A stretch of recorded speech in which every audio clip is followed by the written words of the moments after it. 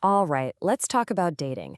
If you've ever felt like finding a real connection has turned into a second full-time job, well, you are definitely in the right place. Today, we're going to break down a much smarter way to handle it all so we can move from all that frustration and get to a genuine connection. I mean, this quote just hits the nail on the head, doesn't it?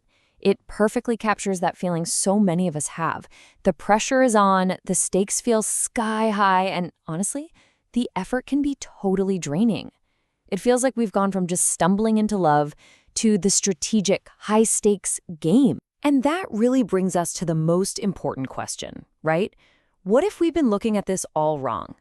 Instead of just more swiping, more apps, more dates, what if the real change comes from a total shift in our strategy?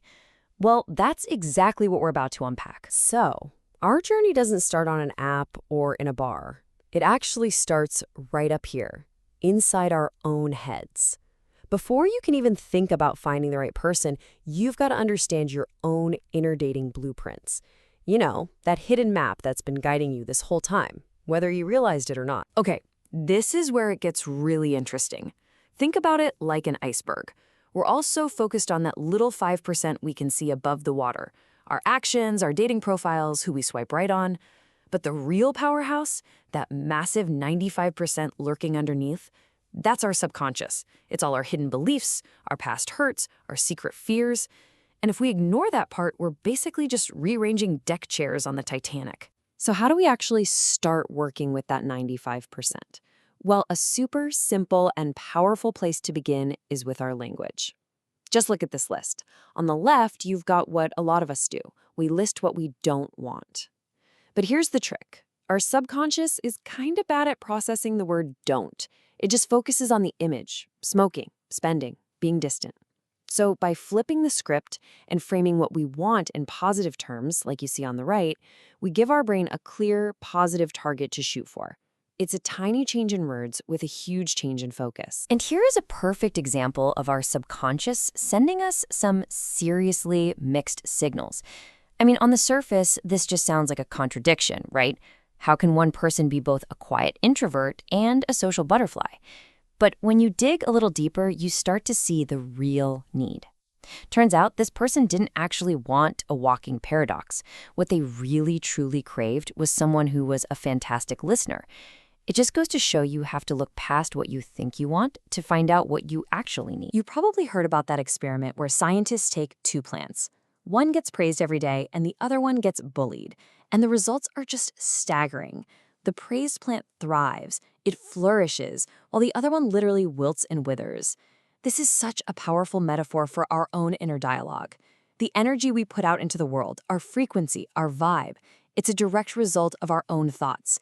If you want to attract a healthy, vibrant connection, you've got to cultivate that energy inside yourself first. Okay, so once we've started to get a handle on our inner blueprint, it is time to take that new awareness and apply it to the real world, which brings us right to our second section, how to decode the actual dating market with a real strategy. Now, when it comes to where to look, you've basically got two main arenas, dating apps and in-person events.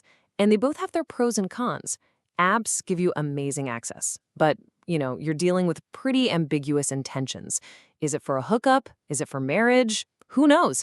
In-person events, on the other hand, usually have much clearer intentions and higher verification, but they take more scheduling and effort.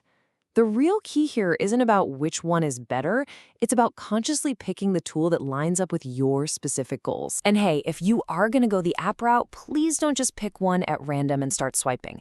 You gotta analyze it. Look at the profiles. Are they deep and complex? Because more detail usually means more serious users. Who is actually on the app?